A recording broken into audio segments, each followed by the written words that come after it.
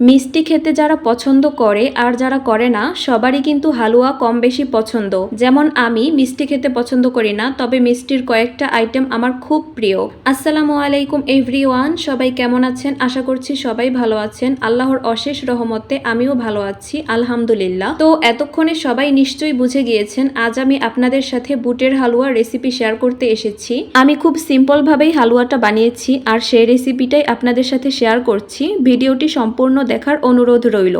তো বুটের হালুয়া বানানোর জন্য আমি এখানে ছোলা বুট নিয়েছি। এগুলোকে আমি সারা রাত ভিজিয়ে রেখেছিলাম আর তারপরে উপরের খোসা ছাড়িয়ে এগুলোকে ভালোভাবে ধুয়ে সিদ্ধ করার জন্য কড়াইতে দিয়েছি। এবার সিদ্ধ করার জন্য দুধ দিতে হবে। তো আমি খাঁটি গরুর দুধ দিয়েছি 250 মিলি, আর কিছুটা পানি আর সামান্য লবণ।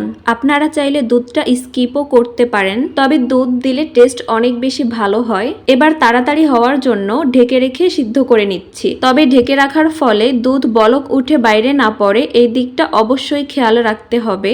মাত্র 20 মিনিটে বুটগুলো ভালোভাবে সিদ্ধ হয়ে গেছে, তবে সময় আরো বেশি কিংবা কম লাগতে পারে। এবার এগুলোকে খুব ভালোভাবে ব্লেন্ড করে নিতে হবে যাতে কোনো দানা না থেকে যায়। চাইলে শিলপাটাতেও করা যায়। এই তো খুব মিহিভাবে ব্লেন্ড করা হয়ে গেছে।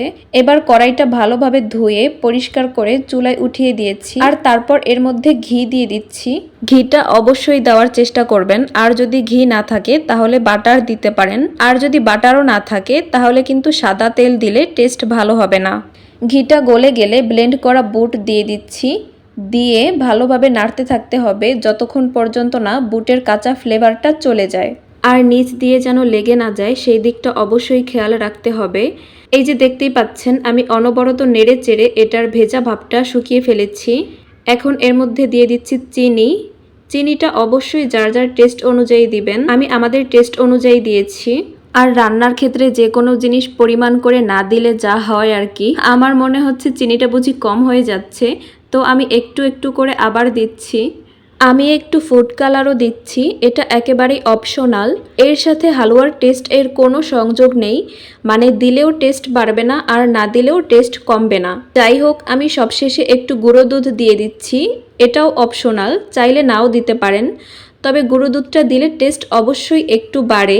ফাইনালি আমার হালুয়া রান্না করা শেষ। আর আমি যেহেতু বরফি হালুয়া করব, তাই আমি হালুয়াটাকে নামিয়ে গরম অবস্থাতেই একটা ট্রেতে লেভেল করে সেট করে নিয়েছি। বরফি করার জন্য অবশ্যই গরম অবস্থাতেই নামিয়ে সেট করে নিতে হবে, ঠান্ডা হয়ে গেলে কিন্তু হবে না। ট্রেটাতে আগে থেকেই একটু ঘি ব্রাশ করে নিয়েছিলাম। হালুয়াটা এখন ঠান্ডা অবস্থায় আছে, আর ঠান্ডা হওয়ার পরে এখন আমি আমার ইচ্ছা মতো শেপ দিয়ে সাইজ করে কেটে নিব। উপর থেকে কিছু কাজু বাদাম কুচি ছড়িয়ে দিচ্ছি। কাঠবাদাম কিংবা পেস্তা বাদামও দেওয়া যায়, তবে আমার বাসায় শুধু কাজু বাদামটা অ্যাভেলেবেল ছিল।